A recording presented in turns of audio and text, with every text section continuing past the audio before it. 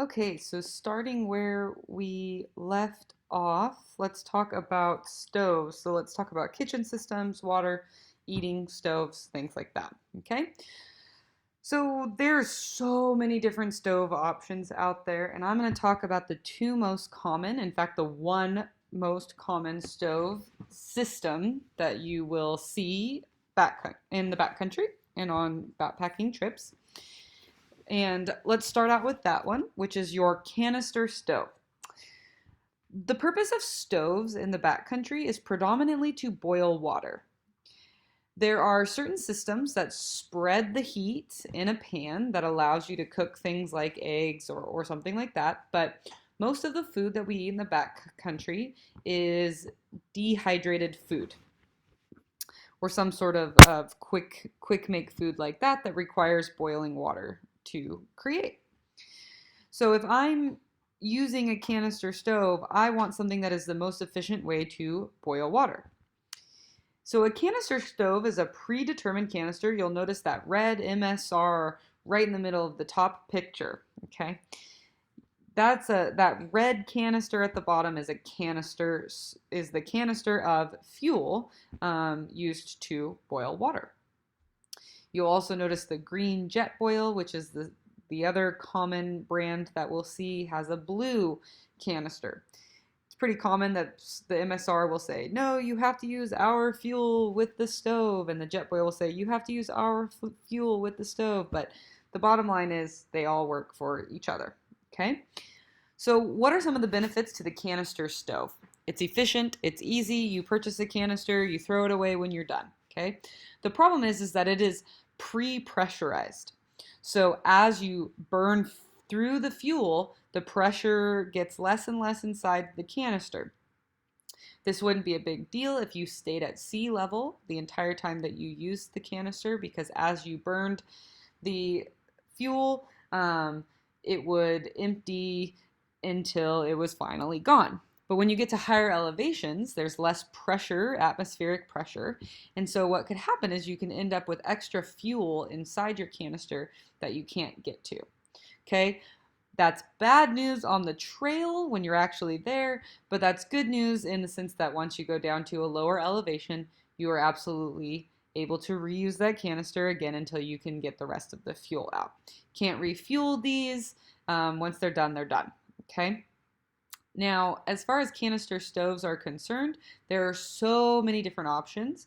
Some of them are just the stove itself, which twists into the canister, and that's all that you're purchasing. Some are all together as a system, which is going to be your typical, like that green Jetboil option that you'll see, or that MSR, where the canister goes in and it all packs in together.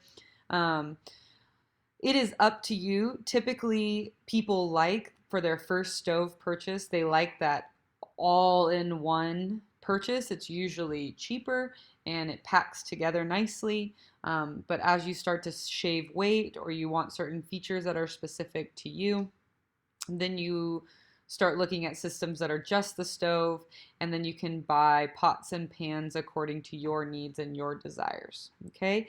They're typically a lot lighter when you're purchasing everything separate because you're purchasing the top of the line and doesn't all need to fit together. This also has to do with how your gear fits into your bag. Okay? So the other thing about canister stoves is there are stoves that require some sort of lighter to turn on the fuel and then light the fuel so that way it starts to heat up the water. Or there's self-lighting canisters. A lot of times people will purchase for the little clicker that sparks so that way you can start boiling water without needing a lighter. So that's something that's up to you. A liquid stove is going to be that red MSR in the bottom right corner. Okay, you don't see a lot of these on little backpacking trips. This is more for really cold environments or really high elevation because you actually pump this, and so you use all of your fuel, but you're the one creating the pressure inside. So if I'm at 14,000 feet, it doesn't matter because I won't end up only being able to use half of my canister. I'll be able to use my entire fuel.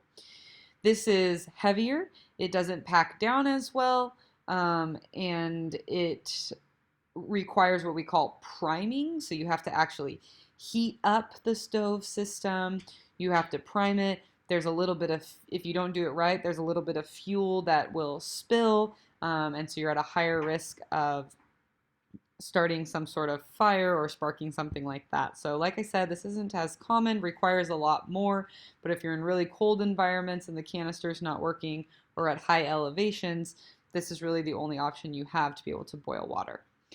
And finally, weight and how it packs into your pack, like I mentioned, is super important when thinking about your stove purchases, okay?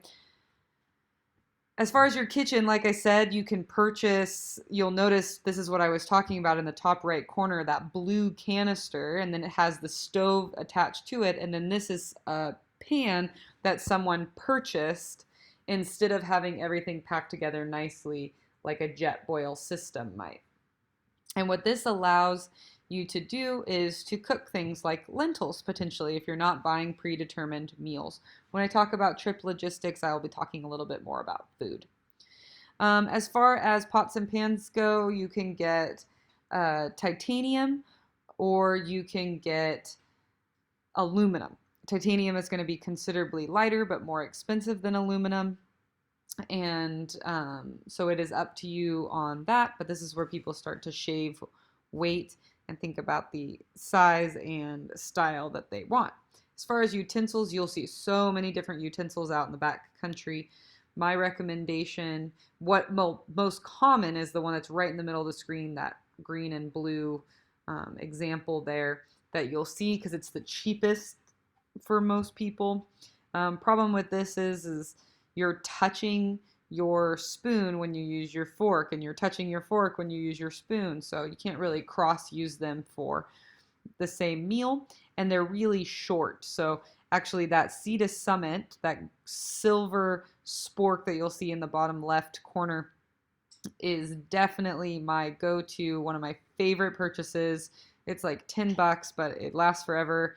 It's titanium, so it's super light, but what you'll notice that makes it so unique is it has a really long handle, and so you can eat in the backcountry without getting your hands in your food accidentally.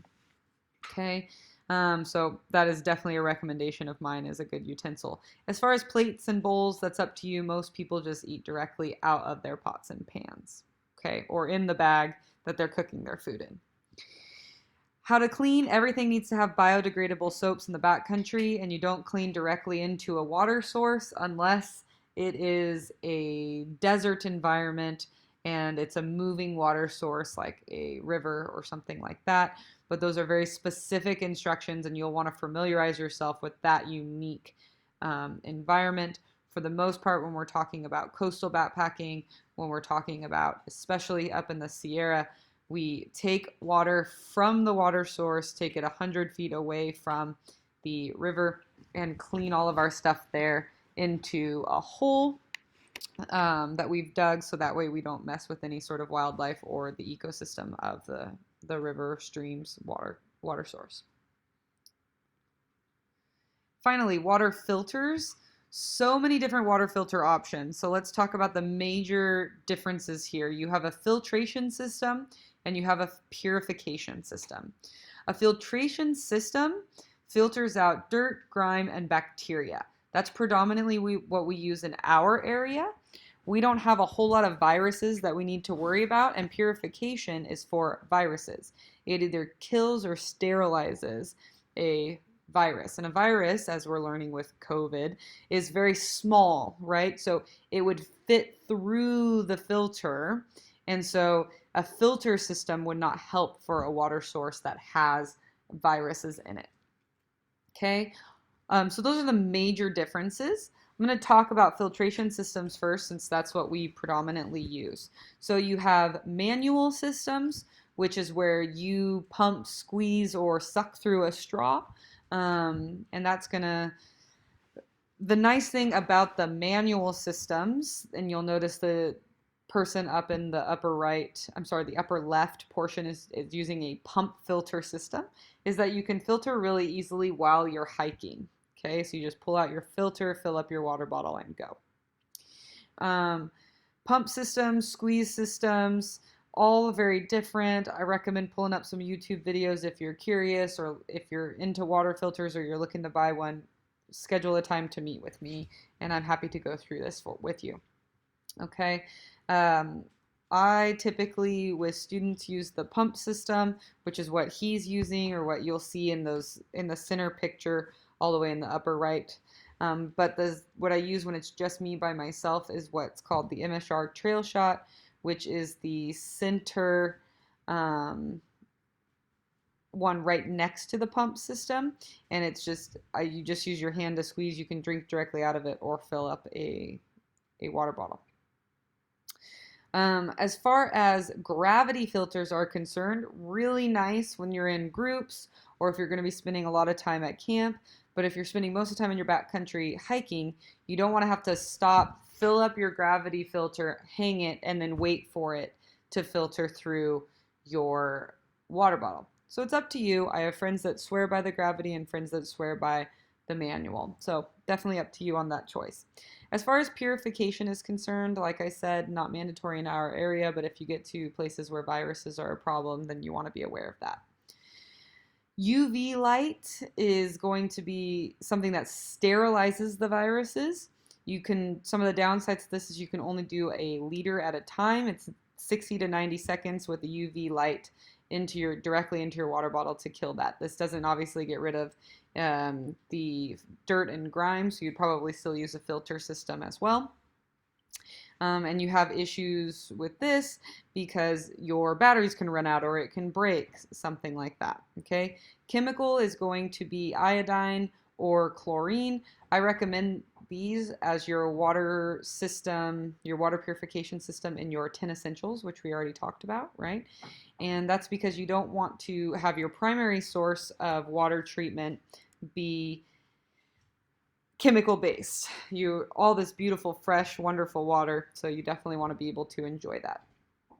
They do have manual and gravity based purification systems, but they're expensive and rare, okay, because they have to have that special filter in order to make that work. So lots of different water filter options, and you always want to have two, even if one of them is some sort of chemical based.